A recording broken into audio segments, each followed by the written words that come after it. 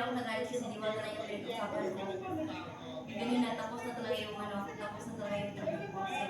Pero hindi si Diwata yung pinagalitan ko, ang mga traffic enforcer yan. Naawa ko kay Diwata yan. Hindi naman sila ng private talaga. Kasi, ano nang hindi naman ka? Hindi pwede yun kasi bawal yan. May pwede lang. May privacy yun.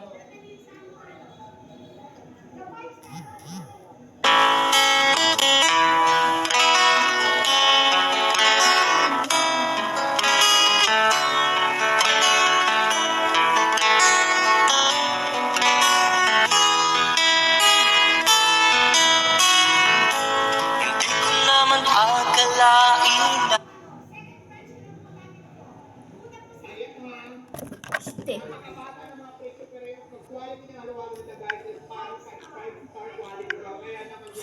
Sanay lang isa.